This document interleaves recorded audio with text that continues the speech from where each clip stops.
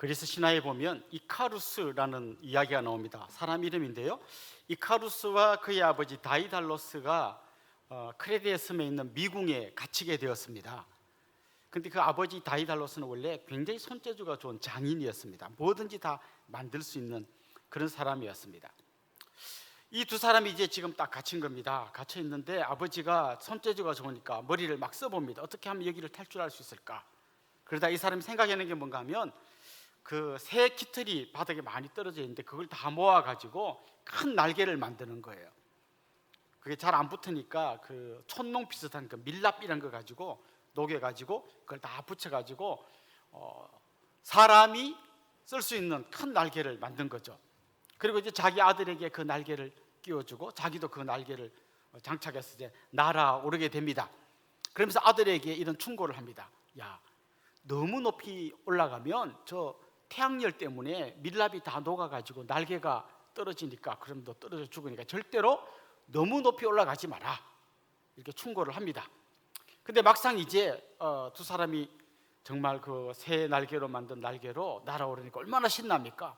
그래서 이 아들이 아버지의 충고를 잊어버리고 그냥 신나가지고 막 저 위로 올라가다가 결국은 그 태양열에 의해서 밀랍이 다 녹아버리고 추락해서 죽었다.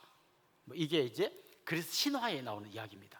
보통 신화라고 하는 게 사람들이 많이 경험하면서 느끼고 깨달은 걸 일종의 교훈 형식으로 전해주는 얘기가 굉장히 많거든요. 그러니까 이 이야기도 너무 높이 날아오르면 추락한다, 잘 나간다고 너무 높이 날려고 하지 마라, 이런 걸 경고하는 하나의 이야기일 겁니다.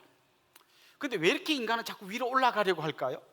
사실 신화는 거기에 답을 주지 못합니다. 그냥 올라가면 위험하다까지 이야기하지만 왜 올라가려고 하는지 그런 데 대해서는 답을 주지 못합니다. 그런데 하나님께서는 우리 인간의 마음을 꿰뚫어 보시기 때문에 왜 인간이 그러는지를 잘 아십니다. 그리고 그런 여러 가지 깨달음을 성경을 통해서 우리에게 전해주고 있습니다. 창세기 말씀에 보면 하나님께서 인간을 만드시고 굉장히 특별한 지위를 주셨습니다. 모든 생물을 다스릴 수 있게 해주신 겁니다.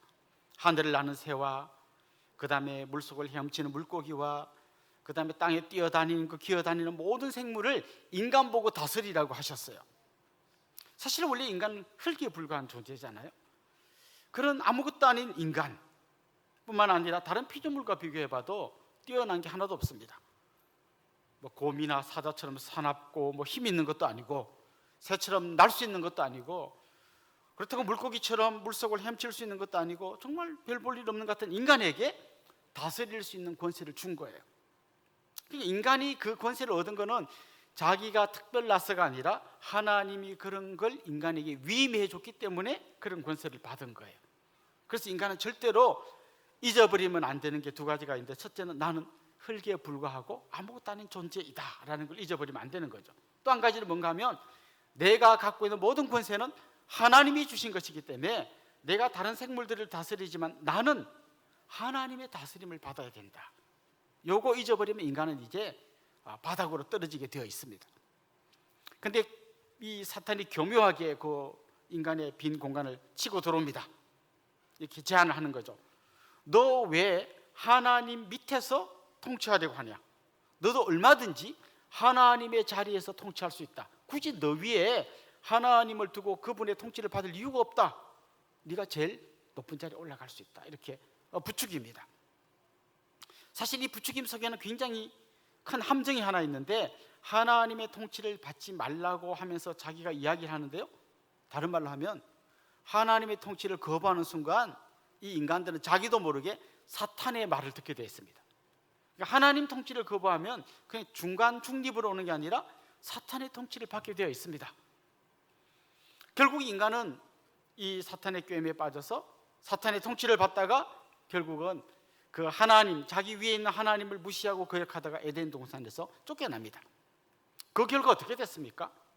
하나님의 다스림이 없는 인간의 그 야망이 이제 마음껏 드러나는 겁니다.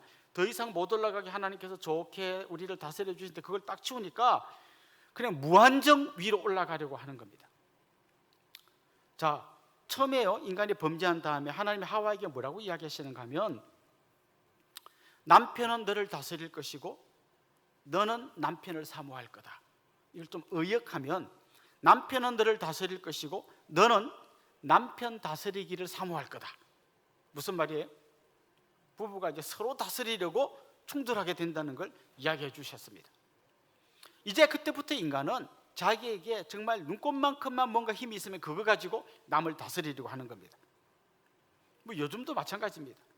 아이들도요, 요만큼만 힘이 있으면 그걸로 남을 다스리려고 합니다. 어린이집만 가도요, 힘 있는 애가 힘 없는 애 밀어버립니다. 핥히고 꼬집고 물고 그럽니다. 누가 안 가르쳐 줬는데도 그럽니다. 걔가 좀 커서 중고등학생 되면 어떻게 됩니까? 힘이 있으니까 힘 없는 애를 괴롭힙니다. 야, 빵 사가지고 와. 돈도 안 주면서. 이걸 아이들 전문용어로 빵 셔틀이라고 그러더라고요. 빵 셔틀을 시킵니다.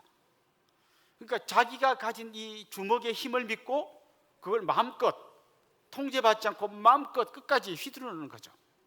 권력이 있으면 어떻게 될까요? 권력이 있으면 그 권력으로 여러분, 이 권력의 맛이 어마어마한 겁니다. 그냥 내 하고 싶은 대로 다 하는 거잖아요. 그냥 내가 좋아하는 사람 높은 자리에 앉혀줄 수도 있고, 마음에 안 드는 사람 날려버릴 수도 있고, 그걸 통제하지 않고 계속 올라가면 어떻게 될까요? 히틀러 같은 괴물이 되는 거죠. 돈이 필요하고 잘 쓰면 좋은 일에 많이 쓸 수 있지만 이것도 통제받지 않고 막 돈 갖고 위로 올라가면 어떻게 될까요? 재벌 아들들이 어떻게 삽니까? 어느 기사를 보니까 매달 차를 바꾸더라고요. 매달 차를 바꾸. 그것도 여러분 한두 달이지 매달 그러다 보면 별로 신나는 것도 없을 거 아니에요. 그럼 마지막 어떻게 됩니까?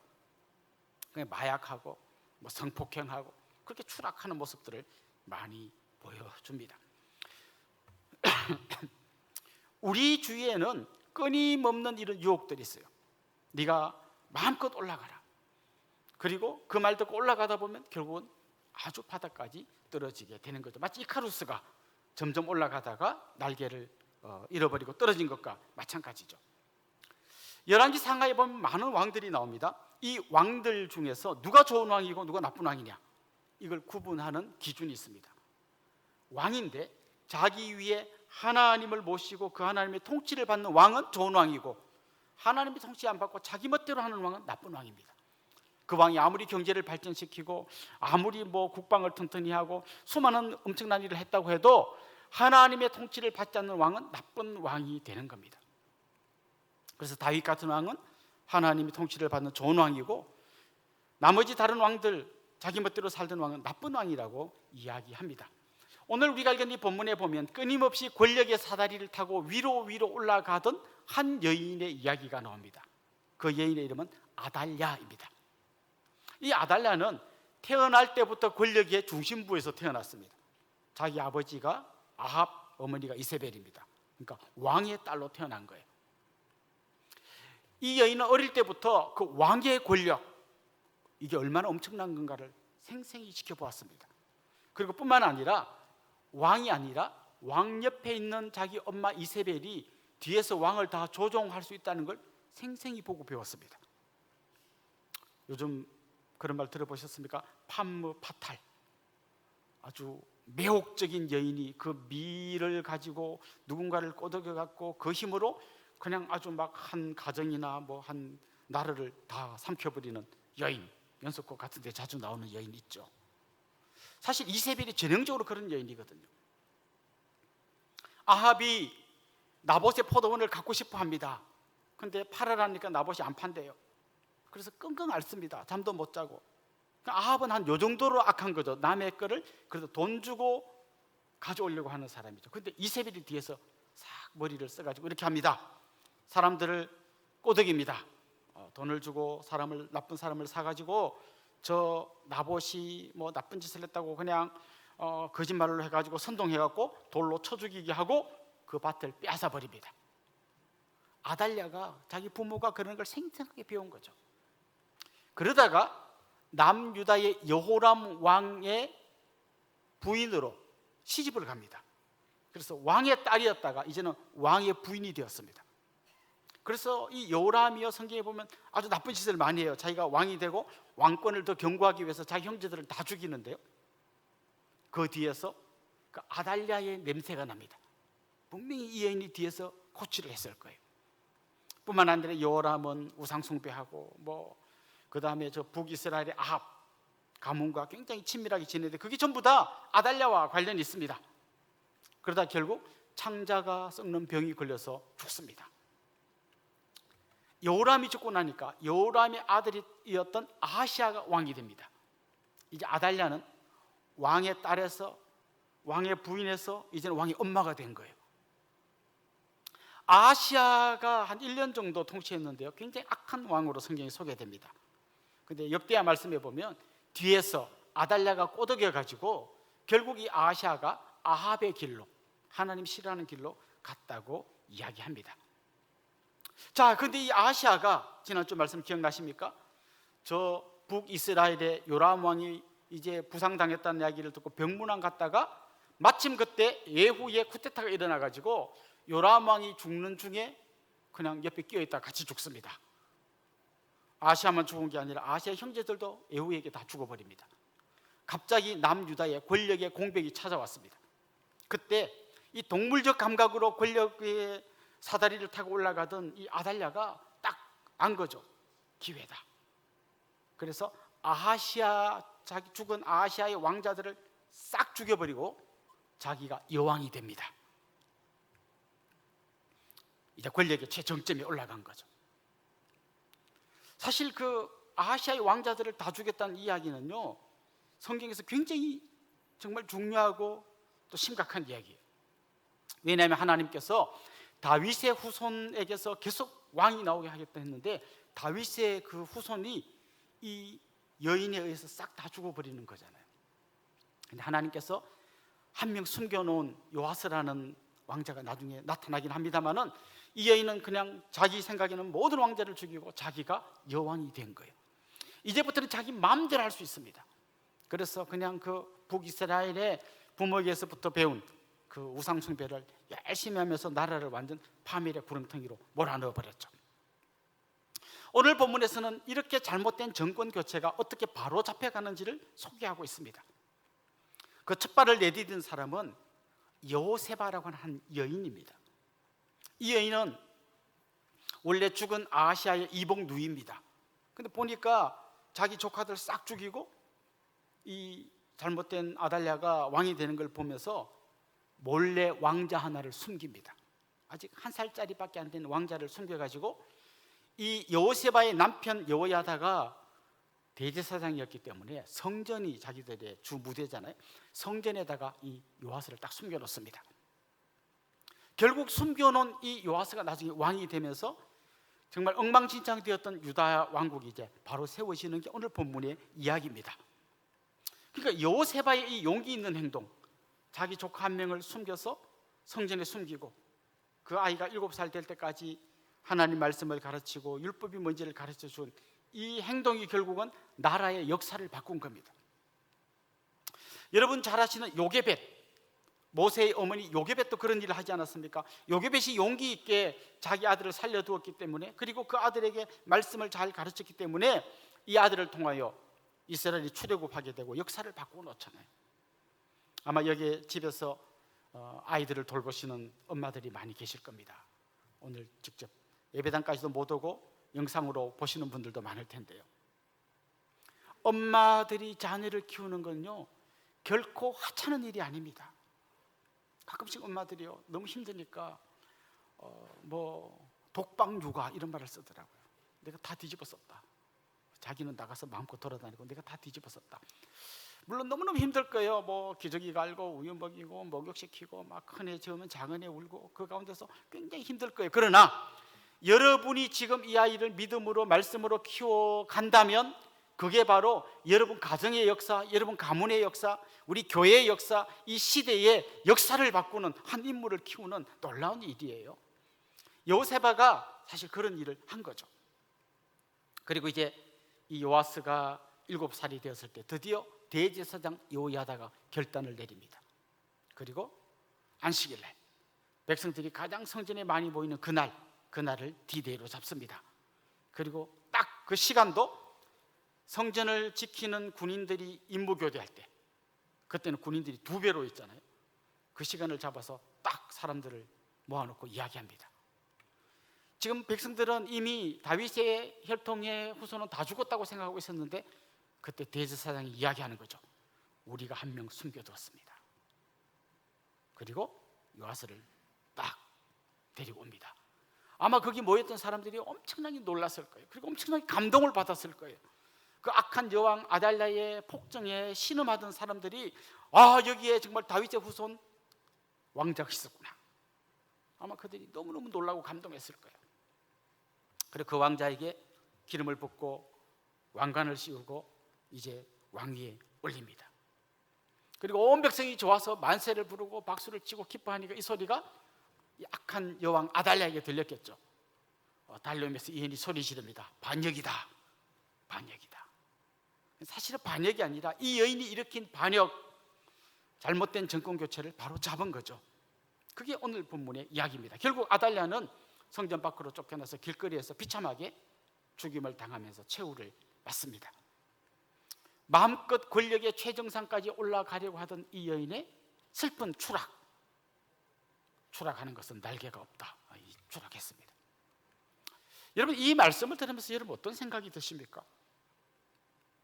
제가 알기로, 혹시 잘못 아는지도 모르지만 우리 성도님들 중에는 막강한 권력을 가진 분이 없는 걸로 제가 알고 있습니다. 혹시 계시다면 용서해 주시기 바랍니다. 그리고 엄청난 돈을 가진 재벌이 있어서 그 돈 때문에 막 계속 올라가가지고 막 그런 분도 없는 걸로 알고 있습니다. 그러니까 지금 이건 우리랑 별 상관이 없어요. 그렇게 권력의 최정상에서 막 계속 올라가는 그 인간들하고 돈 갖고 막 휘두르는 그 인간들, 힘으로 휘두르는 그 인간들 얘기지, 우리같이 돈도 빽도 없는 사람들하고는 아무 상관도 없는 얘기처럼 들립니다. 그러나 여러분, 조금만 생각해 보면요, 우리 안에 쥐꼬리만큼만의 자리만 있어도 그걸로 우리 권력을 휘두릅니다. 예를 들면 집에 가면요, 내가 누굽니까? 가장입니다. 이 가장이 하나님의 통제를 받지 않고 권력을 휘두르면 어떤 일이 일어날까요? 가정이요, 굉장히 질서정연합니다. 아버지가 딱 들으면 애들이 착 서서 다녀오셨습니까? 물 갖고 와, 물 탁 갖다 조용해, 딱 조용하고. 그렇지만 그 안에서 그 부인과 자식들은 속이 시커멓게 다 들어가는 거죠. 그 아빠의 권력 때문에 너무나 많은 문제가 있었으니까 이제 권력자를 엄마로 바꾸면 어떨까요? 똑같습니다. 이제 그 엄마의 권력 남용 때문에 자녀들이 병들어가는 거죠. 그럼 자녀들은 어떨까요? 여러분, 자녀들도 만만치 않습니다. 그렇게 쉽게 호락호락하게 그 아빠 엄마의 통치 안으로 들어오는 게 아닙니다. 얘들도 어떻게 하면 내가 가진 아무것도 아닌 요거 갖고 그래서 뭘 한번 해볼까? 그래서 아이들이 개발해낸 게 주로 어떤 걸까요? 파업 이런 거 있습니다. 밥 안 먹어, 말 안 해, 문 딱 닫고 파업을 합니다. 밥이 안 통할 것 같으면요, 태업을 합니다. 태업은 뭘까요? 말을 듣긴 듣는데 굉장히 느리게 듣는 거예요. 너 빨리 학교 안 가? 가고 있잖아. 천천히 가는 거예요. 하여튼 최대한 나도 나에게 권력이 있다는 걸 보여주고 싶은 거예요. 그러니까 인간은 그렇게 무슨 높은 자리, 무슨 대단한 재벌이 아니어도 자기 안에 있는 요만한 거 갖고라도 남을 다스리고 제압하려고 합니다. 결국 그게 어떻게 나타날까요? 우리 삶 전반에서 주님이 나를 다스린 그것만 빼면 우리는 얼마든지 그런 자리에 빠져들 수 있는 인간들인 거죠. 그런데 오늘 본문에 보면 이게 어떻게 회복되어 가나 하면요, 이 대제사장 여호야다가 이제 요아스를 왕으로 세우면서 제일 먼저 한 게 뭔가 하면 하나님의 율법책을 줍니다. 하나님 율법 안에는 왕이 어떻게 살아야 되는지, 어떤 짓을 하면 안 되는지를 잘 이야기하고 있는데요, 그걸 줍니다. 그리고 언약을 맺는데요, 하나님과 왕과 백성이 언약을 맺습니다. 이게 무슨 얘기인가 하면, 왕은 그냥 자기와 백성이 언약을 맺고 다스리면 되는 게 아니라 하나님의 통치를 왕도 받고, 그리고 그런 상태에서 왕이 백성들을 통치해야 된다는 거죠. 이렇게 언약을 맺습니다. 이게 엉망진창되었던 유다를 회복하는 가장 핵심적인 행동이었던 거죠. 자, 지금 우리의 삶이 회복되려고 한다면 지금 우리도 요 길을 따라가야 되는 거죠. 내가 왕의 자리에서 내려와야 되는 거죠. 정권 교체가 일어나야 합니다. 내 안에 있는 아달랴의 모습이 발견되는 즉시 빨리 그 여인을 쫓아내야 합니다. 그리고 정말 하나님이 내 위에서 나를 다스리게 해야 합니다. 그럼 하나님의 다스림을 받으면 어떻게 해야 됩니까? 그게 바로 말씀입니다. 이 말씀을 보면서 하나님의 다스림을 받는 엄마, 그렇게 하는 아빠, 그렇게 하는 사장님, 그렇게 하는 목사님, 장로님, 군사님, 집사님, 그럴 때 그 가정이, 그 회사가, 그 교회가 하나님 주신 평안함을 누리면서 살게 될 것입니다. 결국 오늘 본문은 우리에게 촉구하는 것입니다.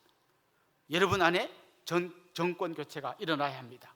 만약 여러분이 아달랴처럼 왕의 자리에 앉아 있다면 여러분 위에 계신 진짜 왕이신 하나님이 계시다는 걸 기억하고 그 하나님에게 왕위를 내어드리고 여러분은 밑으로 내려오셔야 합니다.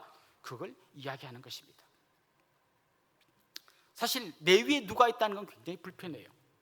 내 위에 왕이 있다. 내 마음대로 하면 되지 왜 또 내 위에 있어서 하라 말아라 하냐, 불편할 수 있습니다. 그러나 여러분, 우리 왕이 누군지를 생각해 보십시오. 하나님 우리에게 새롭게 보내주신 왕이 바로 예수 그리스도이십니다. 이 왕은 놀랍게도 백성들을 위해서 자기 생명을 내주셨습니다. 여러분, 세상에 어떤 왕이 백성을 위해 자기가 죽어주는 왕이 어디 있습니까? 그런데 우리 왕은 그렇게 하셨습니다. 백성들을 위해 자기 생명을 내주셨습니다. 가난하고 병든 백성들을 위해서 그 밑바닥에 내려오셔서 상처난 그들의 상처를 만져주시고 그 나병 환자의 고름 묻은 손을 잡아주시고 그냥 아들 잃고 울고 있는 과부의 눈물을 닦아주시고 우리의 모든 슬픔과 아픔과 고통을 다 짊어지시고 십자가로 올라가신 분이 바로 우리의 왕이십니다. 그래서 그분을 모시는 것은 그냥 깝깝하고 힘들고 피하고 싶은 게 아니라 가장 영광스럽고 복된 것입니다. 만약 우리가 그분을 우리의 왕으로 모시고 정말 좋은 엄마, 아빠, 지도자 자리에 서게 되면 어떤 일이 일어날까요? 여러분 한번 생각해 보십시오. 만약에 여기 우리 남자분들 군대에 갔는데 사단장님이 빗자루를 들고 연명장을 썰고 있다 그러면 어떤 일이 일어날까요? 그럼 병사들이 어우 사단님 잘하시네 이러고 있을 것 같습니까? 사단장님이 빗자루 들었다 그럼 이등병 정도 되면 어떻게 될까요? 아주 날아다녀야 됩니다. 그냥 우리의 왕이신 예수님이 정말 밑바닥에 내려오셔서 우리들의 발을 씻기시고 우리들을 위해서 생명을 바쳐주셨다면 그분의 통치를 받는 우리는 어떤 사람이 되어야 하겠습니까? 그분이 빗자루 들면 우리는 날아다녀야 되지 않겠습니까? 결국 그게 우리의 삶이 되어야 한다는 거죠. 그런 마음으로 권력을 잡은 통치자가 되고 그런 마음으로 돈을 가진 재벌이 되고 그런 마음으로 가정의 가장이 되고 그런 마음으로 교회의 일꾼이 된다면 그 공동체는 너무나 아름답고 복된 공동체가 될 줄로 믿습니다. 결국 이렇게 아달랴가 쫓겨난 이후에 그렇게 하나님의 율법을 손에 쥔 왕이 세움받은 이후에 백성들은 만세를 불렀을 뿐만 아니라 그냥 어디론가 달려갔습니다. 어디로 갔겠습니까? 바알의 신전으로 가가지고요 바알의 제단을 다 헐어버렸습니다. 그리고 바알의 제사장을 죽여버렸습니다. 그들은 안 거예요.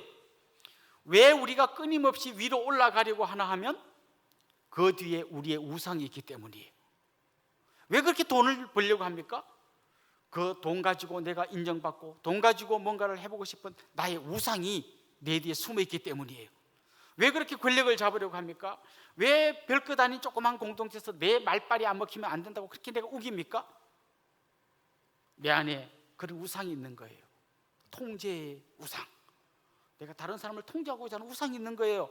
다른 사람의 인정을 받고 박수를 받고자 하는 우상이 내 안에 있는 거예요. 결국 그 우상이 우리를 계속 위로 올라가라고 뒤에서 부추기는 거예요. 그래서 진짜 완전한 정권 교체가 일어나려면 내 삶에서 이 우상의 제단을 헐어버려야 하는 것이죠.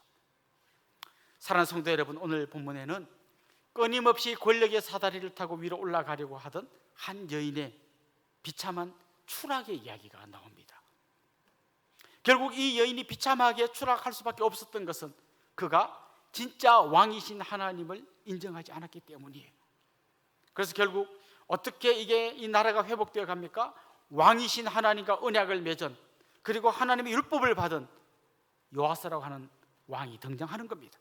그리고 백성들이 달려가서 그 우상의 제단을 다 헐어버리는 것입니다. 여러분의 삶 속에서 이런 정권 교체가 일어날 수 있기를 주님의 이름으로 축원합니다. 기도드리겠습니다. 살아계신 우리 하나님 아버지, 하나님이 우리의 왕되심을 부인하는 순간 우리는 끊임없이 위로 올라가려고 하고 결국 그것이 수많은 사람들을 고통 가운데 빠뜨릴 뿐만 아니라 우리 자신도 추락하게 된다는 것을 깨닫게 해주시니 감사합니다. 주님, 우리 삶에서 진정한 정권 교체가 일어나기를 원합니다. 하나님이 앉으셔야 될 그 왕좌에 앉아있는 제가 회개하고 내려오게 하여 주옵소서. 끊임없이 우리를 부추기는 우리 마음속에 있는 우상을 무너뜨리고 하나님의 통치를 온전히 받게 하여 주옵소서. 예수님의 이름으로 기도드리옵나이다. 아멘.